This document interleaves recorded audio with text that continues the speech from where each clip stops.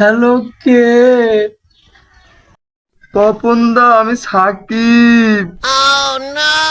সাকিব, সর্বনাশ হয়ে গেছে সাকিব। আমার তিলে তিলে করা 12 বছরের সাম্রাজ্য এই একটু একটু বাচ্চা পোলাপান আমার সব ধ্বংস করে দিয়েছে সাকিব। আপনি তো তাও 12 বছর ধরে বিসিবির রাজত্ব করতে পারছেন, আমার এমপির তো 211 দিনেই শেষ।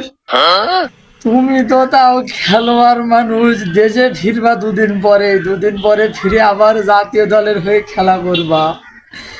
আমার কি হবে সাকিব? হ্যাঁ, আমি আর দেশে ফিরছি।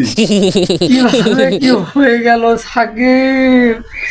যদি সকালবেলায় বুঝতে পারতাম আমাদের থুয়ে দুপুরবেলা হ্যালো আপু দৌড় মারবে, তাহলে তো কোনো একটা ব্যবস্থা করা যেত সাকিব।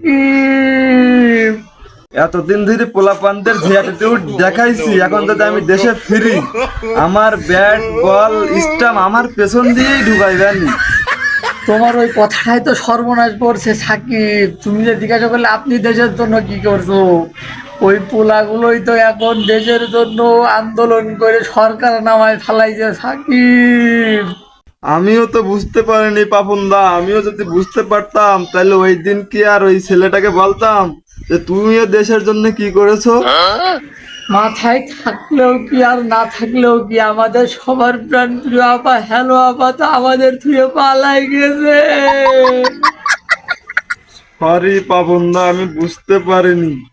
আমি তো ভাবতাম 14,000 রান আর 700 উইকেট নিলে দেশের জন্য অনেক কিছু করা হয়ে যায়, কিন্তু দেশের জন্য অনেক কিছু করতে হলে যে জনগণের পাশে থাকতে হয়, এটা আমি বুঝতে পারি। আচ্ছা পাপনদা, আপা না হয় পালাইছে, আপনি এখন কোথায় আছেন? তোমারে বলতে তো মনে আমি কই আছি, আমি যেখানে আছি সেভ আছি। আমি আর কাউরে বিশ্বাস করি না। যেখানে আমাদের প্রাণ প্রিয় হ্যালো আপায় আমাদের থুয়া চলে গেল, সেখানে তুমি সাকিব তো আগে থেকে বিশ্বাসঘাতক। আমি আর কাউকে বিশ্বাস করি না। আচ্ছা আচ্ছা, ঠিক আছে, বলতে হবে না। এখন বলেন বিসিবির কি হবে?